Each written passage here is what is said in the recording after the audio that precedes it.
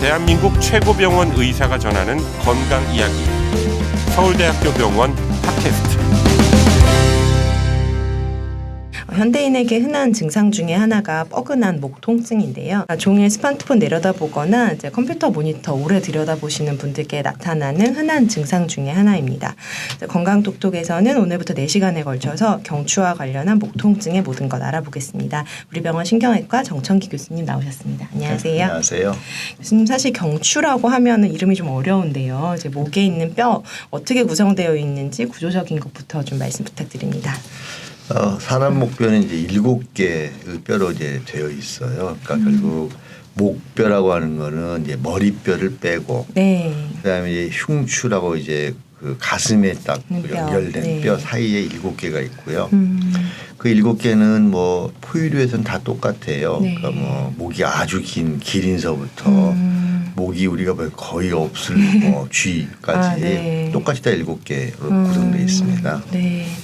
이제 굉장히 사실 중요한 조직일 것 같은데요. 우리 신체부에서 뇌가 굉장히 중요한 곳인데 그 뇌를 가지고 있는 머리를 받치고 있는 조직이잖아요. 그래서 경추가 얼마나 중요한 것인지 좀 설명 부탁드립니다. 모든 동물들이 이제 왔다 갔다 하려면 네. 수평선을 바라다 보고 있어야 되잖아요. 네. 땅바닥만 바라보거나 하늘만 바라봐서는 네. 뭐 살 수가 없잖아요. 네. 그러니까 수평 시야를 제공하기 위해서 목뼈가 머리뼈를 받쳐갖고 수평 시야를 그 만들려고 하는 그 기능을 해줘요. 경추가. 그러니까 경추가 없으면 우리가 네네. 수평 시야를 유지할 수가 없게 됩니다.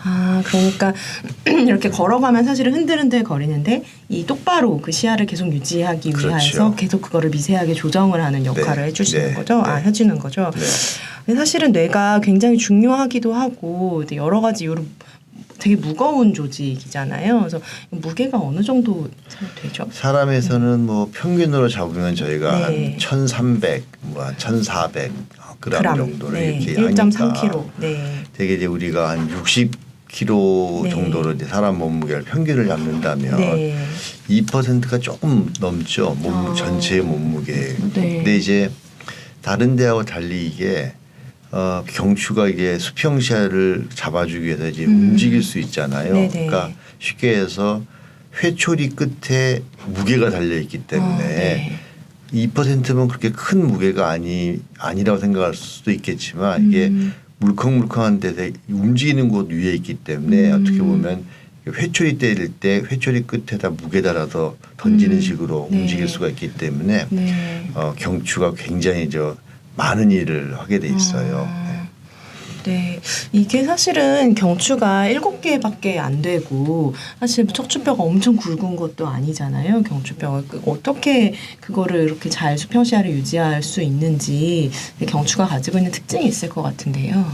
그러니까 이 움직이는 것과 안정성 이 두 개가 굉장히 잘 조화가 돼 있어요. 네. 그래서 그 경추뼈하고 우리 척추하면 되게 비슷하다고 생각하잖아요. 네네. 하지만 경추뼈는 흉추나 요추 다시 등에 있는 뼈나 허리에 있는 뼈하고는 구조 자체가 다르게 돼 있어요. 네. 그래서 굉장히 움직이는데 최적화되어 있다 이렇게 말씀드릴 수가 있어요. 네, 이게 사실은 사람이 움직일 때 시야가 계속 흔들리는데 그거를 굉장히 미세하게 조정을 네.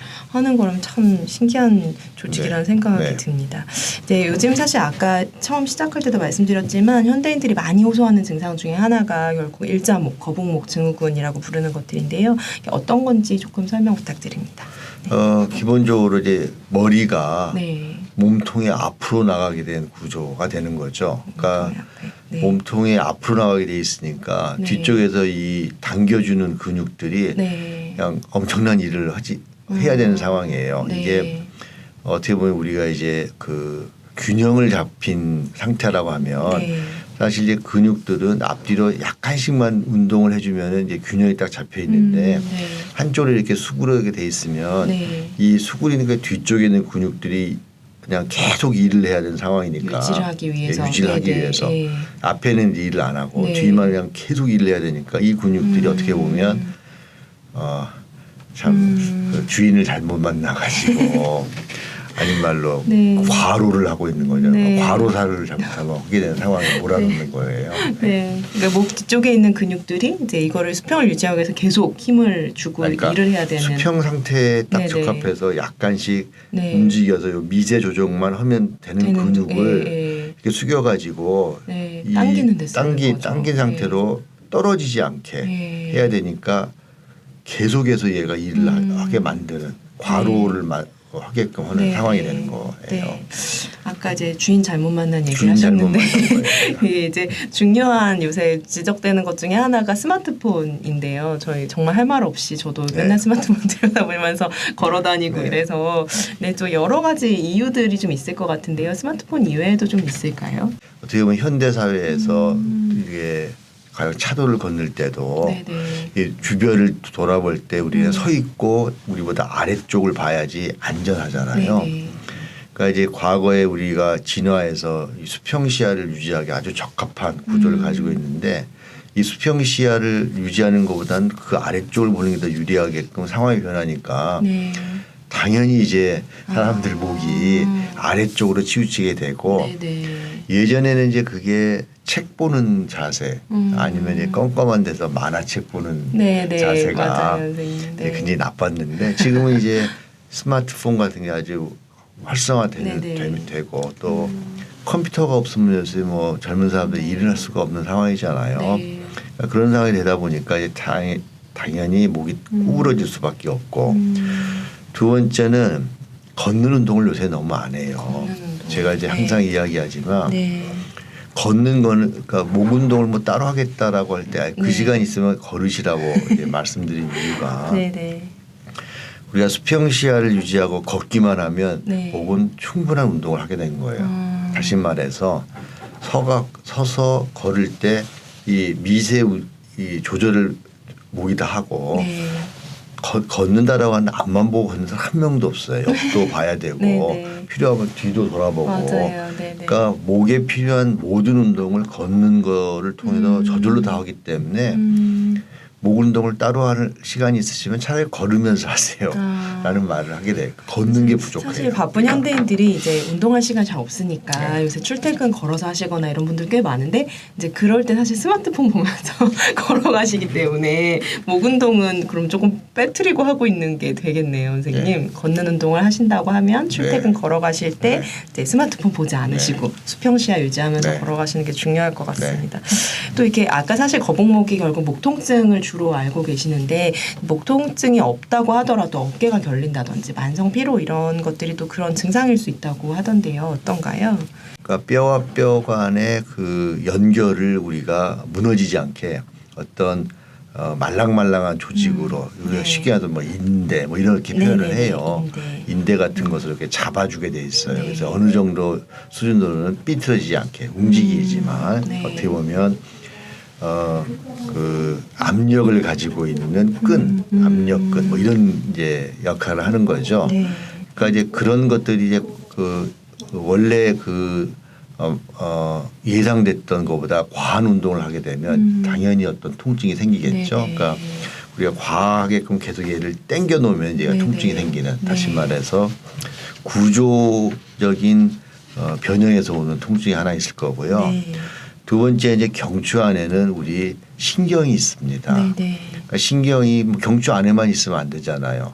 우리가 팔로 이제 경추 건 주로 네. 팔이니까 팔로 빠져나가야 되잖아요. 네. 그 빠져나가는 구멍도 이게 수평 시야를 유지할 때 아주 넉넉한 구조로 돼 있지. 이걸 이렇게 구부려 놓으면 얘가 낑기는 거죠. 쉽게 얘기해서. 네네. 그러니까 구멍이 좁아지는 상황에서 네네네. 신경이 이제 어떻게든 살아남아야 되니까 자기 자신을 희생을 해요. 그렇게 희생한다 그래요. 네. 다시 말해서 사이즈를 좀 줄입니다. 살아남아야 되니까. 네네. 그러니까 피복을 약간 좀 벗겨버려요. 자기가. 그래야지 사이즈가 좀 작아지잖아요. 네네. 근데 이제 이런 신경들은 기본적으로 전기 신호를 왔다 갔다 하잖아요. 네, 그러니까 그쵸. 뭐 극단적으로 표현하면 전선이라고 생각하는데 네네. 전선 굵기를 줄이기 위해서 우리가 피복을 벗겨내면 어떻게 돼요? 합선이 되는 거죠. 네네. 그러니까 이 경추에서 나가는 신경들이 합선이 되니까 이런 데서 오는 신경들이 막 엉킨 짜릿짜릿한, 거죠. 네. 짜릿짜릿하고 거기다 이제 구조 과도한 어떤 자세 때문에 생기는 구조 이상 때문에 오는 것이 겹치게 돼 있어요. 네. 조금 이제 그 신경을 보호하고 있는 뼈와 거기에서 이제 팔로 그 전선이 나간다라는 것이 조금 이해 안 가실 수도 있는데 그림을 조금 넣어주시면 좋을 것 그렇죠. 같아요. 네, 네. 네, 그렇습니다. 오늘은 거북목 증후군의 원인과 증상 일부에 대해서 먼저 알아봤습니다. 다음 시간에 이어서 보다 자세한 내용 알아보겠습니다. 서울대학교 병원 팟캐스트 지금까지 진행의 김민선, 도움 말씀의 우리병원 신경외과 정청기 교수님이었습니다. 고맙습니다. 네.